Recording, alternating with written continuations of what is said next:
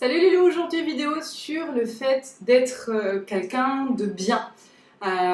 Souvent on établit ce que nous sommes par rapport à ce que nous faisons au quotidien.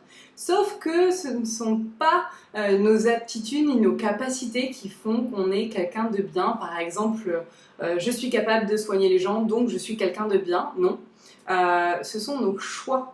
Parce que on a le choix au quotidien entre choisir le bien et choisir, non pas le mal, mais la facilité.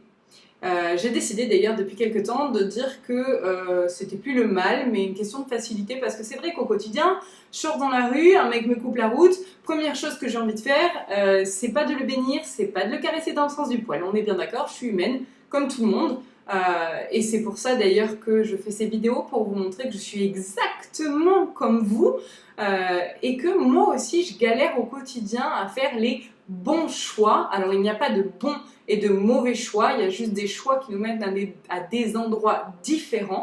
Il ne faut pas se mettre de pression. Je pense à une copine en particulier qui se met toujours la pression à se demander si elle a fait le bon ou le mauvais choix. Il y a juste des chemins différents dans la vie, comme un arbre en fait, et il y aurait différentes branche, on choisit simplement la branche que l'on a envie de prendre. Donc on est toujours sur notre arbre, il n'y a pas de mauvais arbre ou de mauvaises racines ou de mauvaises branches, il y a juste un arbre avec des branches plus ou moins grosses et avec plus ou moins de ramifications.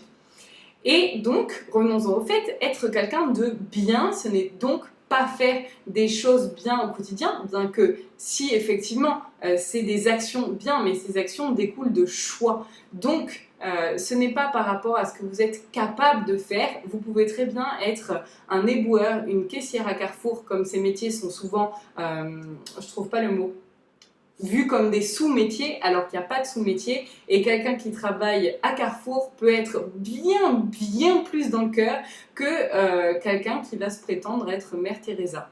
Petite parenthèse, je suis très loin d'être Mère Teresa. Du coup, pour être quelqu'un de bien au quotidien, et ben simplement la vidéo va se terminer sur ça. C'était pas une longue vidéo, c'était pour vous dire que vous pouvez être quelqu'un de génialissime qui va impacter le monde d'une manière que vous pouvez même pas imaginer. Faites attention à vos choix. Dans une situation où vous ne savez pas quel choix choisir, la plupart du temps, je ne veux pas faire de généralité, mais c'est un peu ce que je suis en train de faire quand même. La plupart du temps, tout ce qui va être facile, bah, ça va être le côté égo, mental et pas forcément le cœur. Et tout ce qui va être plus compliqué, dire la vérité, être honnête avec quelqu'un, être honnête avec soi-même, prendre un chemin où on sent que ouais, c'est compliqué, ça serait plus facile de rester dans ce qu'on connaît, dans ce qui nous est acquis, dans notre bulle de confort.